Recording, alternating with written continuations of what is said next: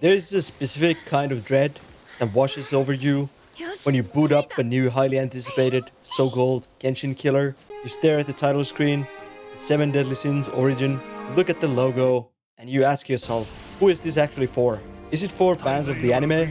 Because I've never seen a single episode, and looking at this cast of characters, I feel absolutely nothing. But hey, I'm a Gacha refugee, I survived the trenches of Teyvat, I've ridden the Astral Express, I weathered the Wuthering Waves, so I click start, bracing myself for what I can only assume will be a 10-hour unskippable tutorial. Let's go. Immediately the game throws me into chaotic cutscene. A bunch of anime guys are fighting in the sky, colors are flashing, swords are clashing. I have no idea who any of these people are. For a second, I thought I saw Naruto. The game finally asks for my name, and then the flash fades. And here we are, in the open world. Look at this. Take a really good look. It looks exactly like Genshin Impact, but someone turned the anime hair slider up 200%. The grass, cell shading, user interface, it's all painfully familiar. But there's no time to dwell on a copyright infringement, because we have an angry cabbage to fight. I approach the enemy, press the attack button, numbers go up, I press it again, more numbers. Classic engaging gameplay. Then I woke up to the giant red tree, and you know exactly what's a giant, unusually colored tree means in a game like this. Unskippable lore dump. A character touches a weird glowing leaf. Never touched a glowing leaf, kid. Suddenly, a fairy lady appears out of nowhere and just kicks me down the massive hole. No cool fairy lady. But wait, I'm falling, and now I'm riding a dragon. Okay game, you have my attention now. This is a cinematic masterpiece. Suddenly, the camera shifts. It turns into a literal shoot-'em-up minigame. I'm dodging rocks, I'm shooting fireballs at bats. Except, I'm going so fast, I can't even hit these bats. Targeting is a mess. I'm just wildly firing. And just like that, the high is over. We crash land back to the ground. Time to fight some literal rocks. Groundbreaking stuff.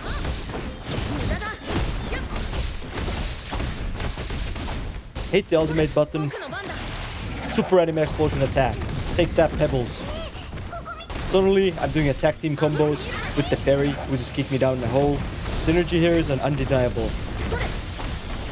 We push forward until we run into a boss. Bring it on, Boulder Boy.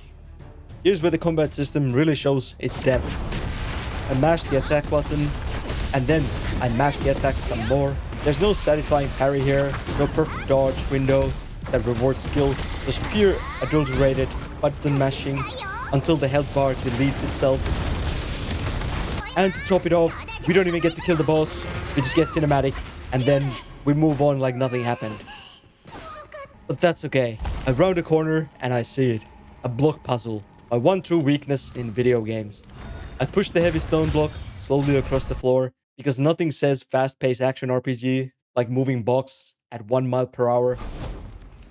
I get past it only to realize we are doing it at water level now. 0 out of 10. Worst game ever made. I swim the cliff face, I jump onto the wall, and there it is. The little green stamina wheel pops up next to my character. It drains exactly like Breath of the Wild. So painfully unoriginal at this point. I'm half expecting Nintendo lawyers to burst through the door right now. I finally drag myself over the ledge, and I am greeted by a giant floating pig named Hulk. Sure, why not? It's anime. I accept the pig.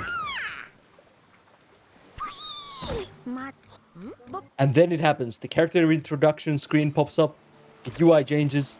Tutorial gloves come off. Here comes the gacha mechanics. First, the game makes me assemble my quote-unquote dream team. Anime boy, fairy girl, and the giant pig. Before I can pull, the game distracts me with some busy work. I'm forced to pick weeds in a pond. Truly the AAA RPG experience I signed up for. Then I take my weeds to the workbench. Time to do some crafting. Let's cook up some health potions. A single green potion. But the game is just stalling. It knows what I'm here for. It's time to gamble. My life savings away on anime JPEGs. I open the menu. I spin the giant golden wheel. Give me the golden legendary. I get the guy in an iron mask, carrying a big sword. Fine, take it. Then I tap over, and there it is. The Meliodas pickup banner, staring at me, whispering to my wallet. But the game is smart. It wants me to think it's generous. It wants me to think this isn't going to be a soul-crushing grind. So I check my mailbox. Free stuff, just for logging in. Look at my rewards. I get a weapon called Black Flame Wing Lance. It sounds incredibly edgy. I absolutely love it. I give Anime Boy some shiny new dual swords, and he looks like a real protagonist. Also, in my mailbox was Gila. She has permanently closed eyes, which if you know anything about anime rules, means she is completely overpowered. I look at my inventory, 90% junk, and one decent character. The game throws this cheap, hollow bait at you early on to mask the treadmill, make you feel like you're winning, but I know the truth. Regardless, Gila is now main character, move over kid. With my new overpowered, close-eyed protagonist, we set out into the world. Welcome to Running Simulator 2026. Look at that stride. We run and we run. Until a fairy is spotted. Engage in combat mode, die werewolf, and mash the attack button again, and it dies. I solve a puzzle where I have to shoot the fireball at the target. Absolutely groundbreaking. I open a treasure chest. Give me the loot. I'm so greedy. Finally, I unlock fast travel. Now I never have to walk across this empty, grassy plain ever again. Thank God. I teleport to a new area. I fight angry mushrooms, the cornerstone of any good RPG. I use Guila's fire attack to magically light up a completely ordinary rock. It makes perfect sense in a video game logic. Just don't question it. Then I jump off a cliff, gliding time. I pop out the glider that functions exactly like the one in Genshin. I am the Birdman. Look at me soar. I collect shiny star fragments in the sky like I'm playing a Sonic the Hedgehog special stage. I land at the campfire. I cook up some honey milk. I am pretty much a master chef at this point.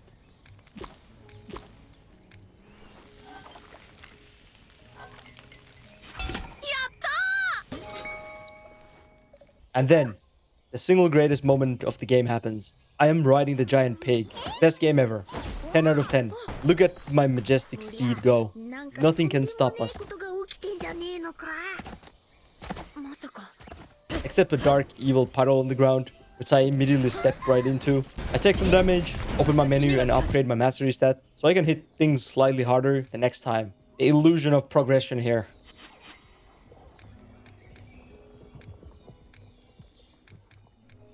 I'm getting a bit tired of this forest. I opened the map, teleporting away. Beam me up.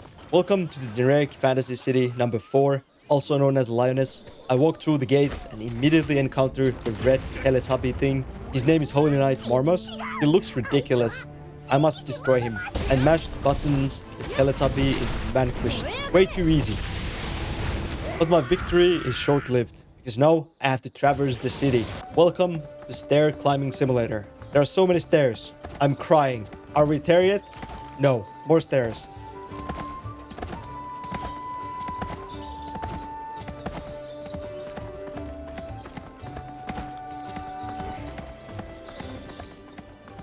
Finally, I reach the top and I find a giant owl. Move over, pig. I have a new best friend. I'm flying over the city on an owl like an absolute boss. I land in the giant bird's nest and I really hope the mama bird isn't home. I meet a new guy named Hauser. He looks like a generic fighting game NPC who didn't make the final roster cut. He sends me to fight a giant angry broccoli monster. Remember to eat your veggies, kids. I beat the broccoli, loot another chest, and my pockets are basically bottomless at this point. I arrive at the Bear camp. I talk to the guy who looks like a knockoff Bear Grylls. He tells me to throw a magic potion to kidnap a baby bird. Please don't call PETA. I'm just following quest markers. And then, ultimate red flag, padded runtime appears. A fishing minigame. It's not a real soulless RPG without a fishing minigame. I cast my line. Come on, bite the hook, you stupid digital fish. Any day now. I abandoned the fish. I am back to exploring. I'm swimming underwater now. I find a secret door. Very Zelda. I go inside and find a glowing orb in an underwater secret lab. It doesn't really fit the setting at all, but whatever. I walk up to the bookshelf and examine it. The game presents me with the fascinating lore that I will absolutely, fundamentally not read. I skip the text. I walk into the next room. Another block puzzle. Please end my suffering already. Why do they keep doing this? I slowly push the block. I unlock the door. I fight some enemies called corrupted wispies. They're literally just purple floating blobs. The enemy design budget clearly run out of here.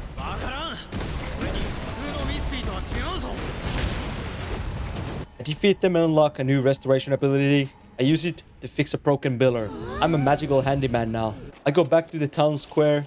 I restore the broken horse statue. I honestly expected to be paid hourly for this kind of labor.